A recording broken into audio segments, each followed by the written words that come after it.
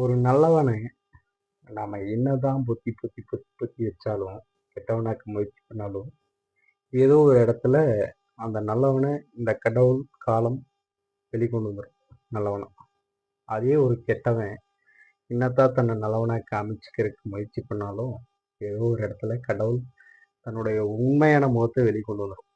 அந்த மாதிரி இன்னைக்கு தேசிய முற்போக்கு திராவிட கழகத்தோட ஒரு செய்தி என்னன்னு பார்த்தீங்கன்னா, தேசிய முற்போக்கு திராவிட கழகத்தின் நிலம் அபகரிக்கப்பட்டு கோர்ட்ல இருந்து ஆர்டர் வந்து அந்த நிலத்தை தேசிய முற்போக்கு திராவிட கழகத்துக்கு திருப்பி கொடுக்கணும் அப்படின்னு சொல்லி ஒரு செய்தி. அது என்னன்னு கேட்டீங்கன்னா, ஒரு மனிதன் இப்படித்தான் வாழணும் அப்படிங்கிறதுக்கு ஒரு 100 வருஷத்துக்கு எடுத்துக்காட்டா இவரை காட்டிட்டே இருக்கலாம். இந்த மனிதனை அப்படி வாழ்ந்துட்டு இருக்காரு, இன்னுமே வாழ்ந்துட்டு இருக்காரு. அவருடைய உதவும் குணம், அவருக்கு இருந்த ஒரு நல்ல குணம், அந்த குணம் எவ்வளவு நாள் இருக்குமோ அந்த அளவுக்கு எங்க கேப்டன் வாழ்ந்துட்டே இருக்காரு. இந்த செய்தி என்னன்னு பாத்தீங்கன்னா, பொதுமக்களுக்கு வழங்க தேமுதிக தலைவர் விஜயகாந்த் வாங்கிய நிலத்தை அபகரித்ததாக திமுக எம்எல்ஏ சந்திரகுமார் மீது வழக்கு. அபகரிக்கப்பட்ட நிலம் தேமுதிகவிற்கு சொந்தம் என காங்கேயம் நீதிமன்றம் தீர்ப்பு. ஒரு 2005 காலகட்டத்தில் எங்கள் கேப்டன் வந்து இடம் இல்லாதவங்களுக்கு, ஏழை மக்களுக்கு இடம் கொடுக்கறதுக்காக ஈரோட்டில் இடம் வாங்கி போட்டிருக்காரு. அதாவது கிட்டத்தட்ட ஒரு 3 ஏக்கர் பக்கம் இடம் வாங்கி இடம் இல்லாதவங்களுக்கு ஒரு 35 பேருக்கு அந்த இடம் கிரயம் பண்ணி கொடுத்துருக்காரு. அது போக மீதி இருந்த இடத்த அன்றைய மாவட்ட தலைவராக இருந்த இன்னைக்கு சட்டமன்ற உறுப்பினர் அவருடைய பேர்ல கிரயம் பண்ணியிருக்காரு. அவரும் முன்னாள் பொருளாளராக இருந்த மனோகரன் ஒருத்தர் அவரோட பேர்லையும் கிரயம் பண்ணியிருக்காரு. அதை வந்து 2016 வந்து கேப்டனுடைய கட்சியிலேருந்து அவர் வந்து விலகிட்டாரு.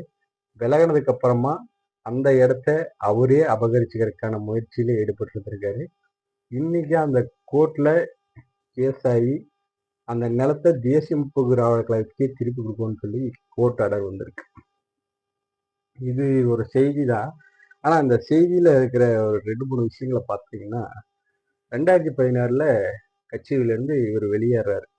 என்ன காரணம் சொல்லிங்கன்னா, கேப்டன் சரியில்லை, எங்க அண்ணியார் சரியில்லை, கேப்டன் கட்சி வந்து குடும்ப கட்சியா மாறிட்டு இருக்கு, கேப்டனோட கட்சியே காசு பார்க்குறாங்க, கேப்டனை வச்சு காசு பார்க்குறாங்க, அப்படி இப்படி என்னென்னமோ சொல்லி கட்சியிலேருந்து வெளியேறாரு.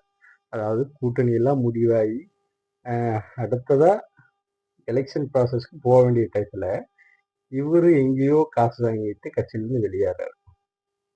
அப்படி ஒரு நபர் இவ்வளவு நாளா ஒரு கேப்டனுடைய நல்ல எண்ணத்துக்கு நல்ல நோக்கத்துக்காக வாங்கப்பட்ட நிலத்தை அவர் அபகரிக்க முயற்சி பண்ணியிருந்திருக்காரு. அன்னைக்கு அந்த கேப்டனுடைய பக்கபலமா இருக்க வேண்டிய இவங்க ஒரு 3 பேரு கேப்டன் மேல குறை சொல்லி வெளியேறினாங்க. இன்னைக்கு அவங்களோட உண்மை முகம் வெளிவருது. இதுல சிந்திக்க வேண்டிய ஒரு விஷயம் என்னன்னு கேட்டீங்கன்னா, அந்த மனிதன் பாருங்க 2005 பார்த்தீங்கன்னா ஒரு எம்எல்ஏ இல்லை, கட்சி இது பண்ணல, அது ரசிகர் மன்ற காலத்துல ஒண்ணுமே இல்லை. ஆனா 35 குடும்பங்களுக்கு தான் இடத்த மக்கள் கொடுத்துருக்காரு. இது வந்து அவருடைய மறைவப்போ ஒரு கிராமமே வந்து இவரோட சொந்த இடத்த எங்க கிராமத்துக்காக கொடுத்தாங்க. அது மதுரை பக்கம். இந்த ஈரோடு பக்கம் வந்தது தெரியாது யாருக்குமே.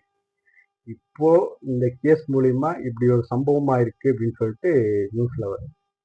அப்ப பாருங்க, ஒரு மனுஷன் வந்து எவ்வளவோ உதவிகள் செஞ்சுமே அந்த அவரை வந்து ஈஸியா கெட்டவனாக்கி தன்னோட வாழ்வையே ஒரு இதா ஆக்கிட்டாங்க.